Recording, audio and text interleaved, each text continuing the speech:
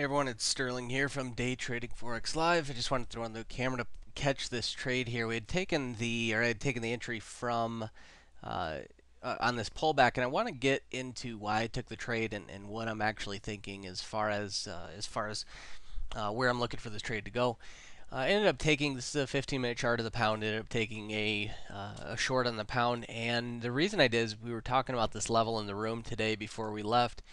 It's a 6,200 level. So we start. One of the things we look for is a confluence of events to believe or to lead us to believe that they're going to manipulate the price around that point or break through that point to create a stop run. So in this case, we had this nice stop run candle through this level. The reason we like this level, and we'll probably continue to like this level through Asia unless I get proven wrong and we continue to break up. The reason I like it is because it's number one, a psychological barrier, 6,200, and it's a previously proven level of resistance. And so anybody that is short is going to have, from the retail side, is going to have their orders above that point. And also, you have a lot of traders that are trading the breakout through 6,200. Those that are using the stop loss of 6,200 as a stop loss area to put their stop above that. So when I see the market break through that and get rejected, to me that starts to look like a stop run. And I use the 50% retracement general rule that a lot of times we use, and what that is on this stop run candle. I used this candle was about 10 pips. So what I did is I waited for the second candle, this candle to close, and I waited for this next candle to open, and I waited for it to pull back half the length of that candle, which was 5 pips, pretty well pulled back to the point I got filled short at 62.02. And the reason I was taking that trade, or why I was taking that trade, is I was essentially just taking on the 50% pullback, assuming that that is the stop run candle. If that is the stop run, the move usually starts from the stop run. The stop run is the last bit of information you get before they tend to drive the price. One of the great things about this trade is if you look at this from the entry of 02 here to the highs, you're talking 6 pips. So right now I do have a 20 pip stop on it, but that's just an arbitrary stop I throw on every trade initially. This trade is going to allow me to more likely, at the very worst, tighten the stop down to 15 pips, which is what I'll be doing here shortly. But the reason I took this trade, and I want to get into this is important. We were talking about market cycle today a bit in the room, and we've had our first push down, obviously, a few days back in the pound. We've had our second push down that we were expecting last night. And, again, had that second push down. But the thing with the second move is we haven't completed 90 pips. We've only moved about 73, and as a general baseline rule, we like to see the market, nowadays it's a little bit shy of 90.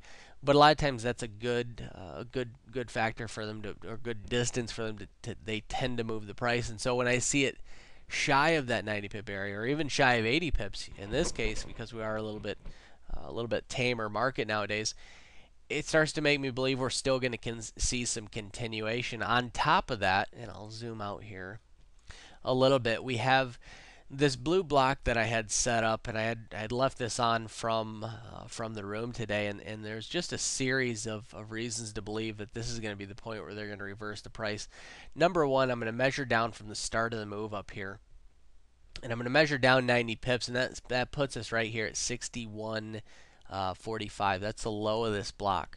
So that's where 90 pips is, and that's where I'd like to see him move it into. It's a general baseline rule we like to see. The second thing that I'm going to look at here is the fact that this was the ADR low, and so I'm going to try and get rid of this block actually. Let me zoom this out real quick, get rid of this block. So anyways, being that that is the ADR low, we have, that's a second reason to believe that, okay, hey, they may reverse the price at this point. On top of that, it's the hourly 200 EMA, very strong point, and that's why at the end of a move they generally tend to end a move with a stop run at a higher probability level, or a level where there's going to be a massing of retail orders. So in my belief, the ultimate direction, it may come down here, create a stop run, and ultimately move up. But in order to get to the move to the upside, it's going to have to get down to this point. And from my entry, of 6202, you're talking, even if you're just going to this ADR low, you're talking 50 pips. So at the very worst, it's going to allow with a 15 pip stop from this point. It's going to allow for bare minimum 2 to 1. Even just a test of those lows is 40 pips. So bare minimum, it's going to at least allow for 2 to 1, and that's a very a good baseline rule when you're getting into a trade. At least for myself, if it's not going to give me at least 2 to 1, I don't even consider the trade. Because risk reward is, as I always say and always will say, is the determining factor of a profitable trader.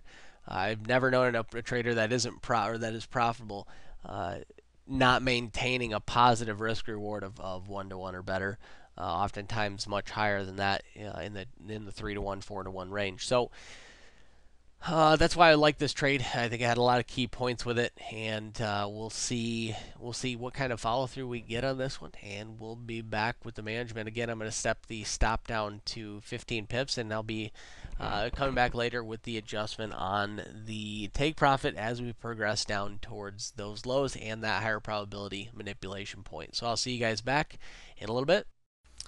Alright guys, so we are back on this trade here, and what we're going to do is I'm just going to go over why I'm exiting this trade. I was getting out essentially a break even. It was a couple pips up, but what we'll do is we'll go through here.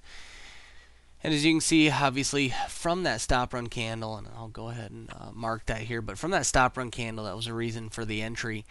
And the whole principle behind a stop run is that should be the last thing that happens before the market moves. And so as you can see here, through this time, we've gone about 3 hours now, and we've really had no progression. It started to look like we were going to break down, but we've really had no progression. So from that stop run candle, I just get a little bit worried about the fact that that could may not be a true stop run.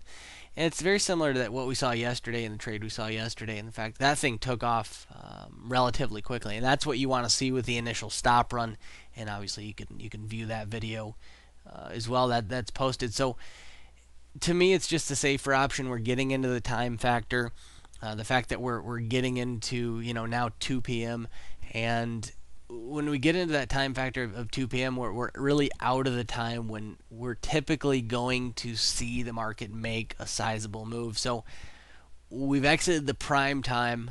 There's a reason we try to trade between 2 to 5 and generally 2 to 5 and 8 to 11. And so when we step out of that time, I get a lot less comfortable with the trade actually having some follow through, because we're really getting into a time in the market that is very dry, and it just very simply doesn't have the money going through it. So the principle of this stop run here, and really any stop run, is that just to kind of reiterate the point, is it is the last. You look at the stop run candle here, very convincing, and if that was a stop taking move and they were really going to start from there, then I would have expected to see him continue it off a little bit earlier, and so not seeing that.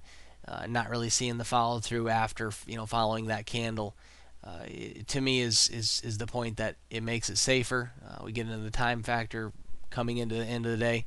It's just really not worth holding on to the trade. And I think the best thing to do here is limit the risk, take the break even trade, and move on from there. We already had a great trade earlier on in the day, so there's no point in forcing a trade here and trying to capitalize on something when it's just not there. So as always, guys, if you have any questions, make sure you go to the site. A lot of information. If there's something you didn't understand in the video, more than likely it's covered in our other videos. So feel free to check that out.